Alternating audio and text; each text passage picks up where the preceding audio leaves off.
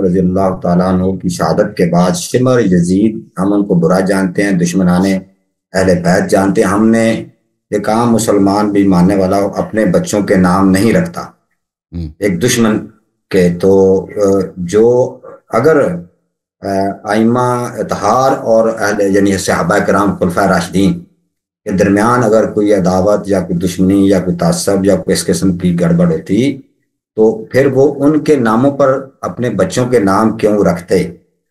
تو یعنی یہ میں پڑھ دوں. یعنی وہ یعنی عمر، عثمان، ابو بکر، اور پھر یہاں ہی سوال دے لیں کہ حضرت جو تھیں وہ حضرت جعفر رضی اللہ تعالیٰ عنہ کی جو زوجہ محترمہ اور سوال ہے رضی اللہ تعالیٰ عنہ. تو نہیں یہ ساتھ ہی کر لینا کہ یہ رشتہ داریاں اور ان کے بچوں کے اوپر نام، یہ عام تاثر عوام میں یہ ان کے ساتھ رشتہ داری. اسماء بنت امیس دیکھیں ایک بیوہ ہے.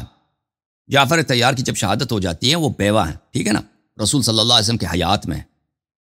اور ابو بکر نے ابھی خلافت غصب نہیں کیا. ابو بکر نے ابھی وہ کام جو حضرت زہرا سلام اللہ علیہ کے فدق کو غصب کرنا، ان کے در پہ حملہ کرنا، یہ باتیں تو اس وقت صادر نہیں ہوئی ہیں نا. اور جناب اسماء بنت امیس یہ کوئی معصوم تو نہیں ہے کہ وہ ایک اسلام میں، شریعت میں، شیعوں کے ہاں اور سب مسلمانوں کے ہاں ایک بیوہ عورت وہ خود اپنی ولی ہے، وہ جس سے چاہے وہ شادی کر لے، ٹھیک ہے نا. اب وہ ایک بیوہ عورت ہے، وہ ابو بکر سے شادی کر لیتی.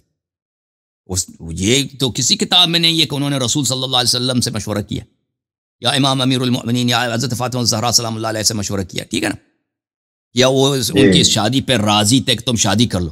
یہ تو نہیں، وہ معصوم بھی نہیں ہے. وہ بھائی کس شرائط میں ان کی وضع کیسی تھی کہ انہوں نے ابو بکر سے شادی کیا. اور ابو بکر اور رسول صلی اللہ علیہ وسلم کا زمانہ ہے، ابھی تک تو یہ باتیں جو بعد میں پیش آئی نا ابھی تو وہ ظاہر بھی نہیں ہوئی تھی، تو اس نے شادی کیا، ٹھیک ہے نا. ہمیں اس کی تفصیلات نہیں معلوم.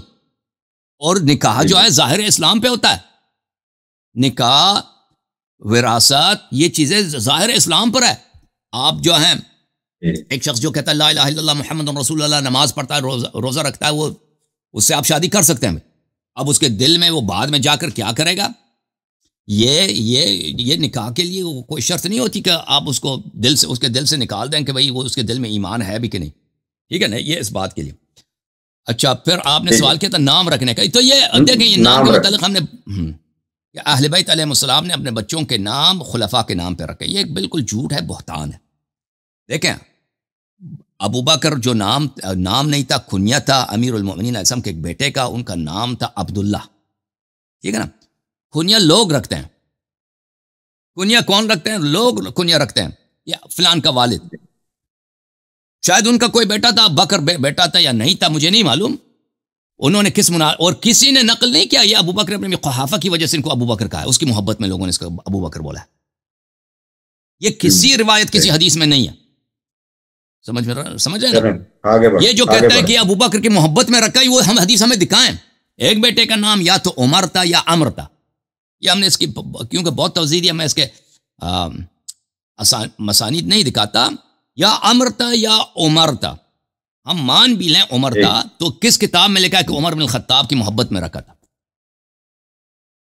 کس کتاب میں لکھا ہے کہ انہوں نے عمر بن الخطاب کی محبت میں یہ نام رکھا تھا؟ کسی کتاب میں نہیں. عمر نام اس زمانے میں بہت تھے. الاستیعاب کتاب میں آپ چلے جائیں، عمر نام کے صحابی اس زمانے میں بہت سارے تھے. اور یہ بھی کسی حدیث میں نہیں ہے کہ ان کا نام امیر المؤمنین علیہ السلام نے رکھا ہو سکتا ہے ان کی والدہ نے رکھا ہو سکتا ہے کسی ماموں نے رکھا ہو. یہ بھی کسی کتاب. تو بہرحال یہ ادعا کہ عمر بن الخطاب کی محبت میں رکھا گیا، یہ ایک ادعا ہے جس کی کوئی دلیل نہیں ہے. جہاں تک عثمان کا تعلق ہے، ان کے بیٹے کا نام عثمان تھا. جی ہاں، خود امیر المؤمنین علیہ السلام کی حدیث ہے، کتاب ہے مقاتل الطالبین میں ابو الفرج اصفہانی کی، وہ خود اموی بھی تھا. اس کی کتاب میں ہے کہ انہوں نے خود فرمایا تھا کہ میں نے اپنے بھائی عثمان ابن مظعون کے نام پہ رکھا تھا.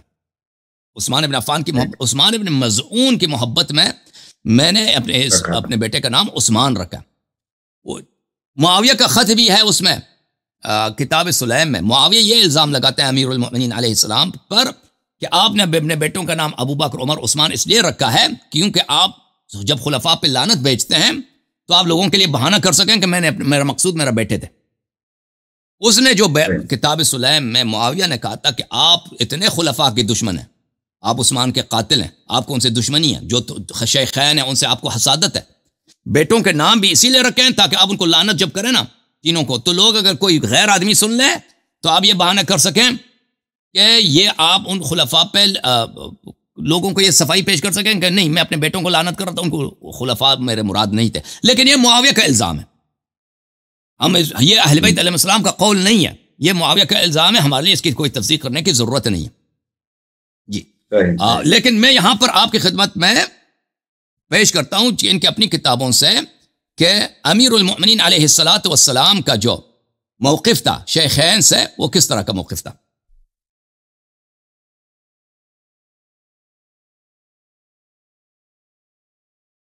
ملاحظہ کریں میرے محترم ناظرین، یہ کتاب صحیح مسلم چھاپ دار الفکر، یہاں پر باب حکم الفی میں حدیث نمبر 4468 ہے. ملاحظہ کریں اس میں عمر بن خطاب خود کہتے ہیں کہ جب ابو بکر خلیفہ بنے تو انہوں نے کہا کہ میں رسول صلی اللہ علیہ وسلم کا ولی ہوں. بلکہ میں اردو ترجمے والا دکھا دوں آپ کو، مسلم یہ وہ بہتر ہے. یہ صحیح مسلم ہے، بشرح ہے کون، ترجمہ کون ہے؟ وحید الزمان صاحب کا ترجمہ. یہاں پہ ملاحظہ کریں وہی حدیث انہوں نے پیش کیا. پھر حضرت عمر نے کہا جب رسول صلی اللہ علیہ وسلم کی وفات ہوئی تو حضرت ابو بکر صدیق نے کہا میں ولی ہوں جناب رسول اللہ صلی اللہ علیہ وسلم کا، تو تم دونوں اپنا ترکہ مانگنے آئے. عباس تو اپنے بھتیجے کا ترکہ مانگتے تھے، یعنی رسول صلی اللہ علیہ وسلم عباس کے بھائی کے بیٹے تھے، اور حضرت علی کرم اللہ وجہہ اپنی بیوی کا حصہ ان کے باپ کے مال سے چاہتے تھے. معاف کیجیے گا کیا ہوا، چاہتے تھے، یعنی حضرت فاطمہ الزہرا سلام اللہ علیہا جو بیوی تھی حضرت علی علیہ السلام کی اور بیٹی تھی رسول صلی اللہ علیہ وسلم کی. ابو بکر نے یہ جواب دیا کہ رسول نے فرمایا ہمارے مال کا کوئی وارث نہیں ہوتا، جو ہم چھوڑ دیں وہ صدقہ ہے. تو تم نے ان کو جھوٹا، گناہگار، دغاباز، چور سمجھا، اور اللہ جانتا ہے کہ وہ سچے نیک ہدایت پر تھے، حق کے تابع تھے. پھر حضرت ابو بکر کی وفات ہوئی اور میں ولی ہوا رسول اللہ صلی اللہ علیہ وسلم کا اور ابو بکر کا. تم نے مجھ کو بھی جھوٹا، گناہگار، دغاباز، چور سمجھا، اور اللہ تعالیٰ جانتا ہے کہ میں سچا نیک ہوں، ہدایت پر ہوں. کاذباً آثماً غادراً خائنا. تو یہ خود ان کی اپنی کتاب سے ہی مسلم، وہ مسلم جس کے سب احادیث بالاجماع صحیح ہے، اجماعی طور پر محدثین اہل سنت کے ہاں صحیح ہیں. اس میں واضح طور پر ہے کہ خود عمر صاحب کہتے ہیں کہ ابو بکر اور عمر دونوں کو چور، دغاباز، جھوٹا اور گناہگار سمجھتے تھے. جناب عباس اور امیر المؤمنین علی بن ابی طالب علیہ الصلاۃ والسلام، یہ ہم اہل بیت علیہ السلام کا موقف شیخین سے واضح طور پہ بیان کرتے ہیں. جی سر. جی میں آگے سوال کرتا ہوں. یہ سوال ادھر ہوا تھا لیکن یہاں شاید ڈسکس نہیں ہوا. تو یہ ہے کہ 100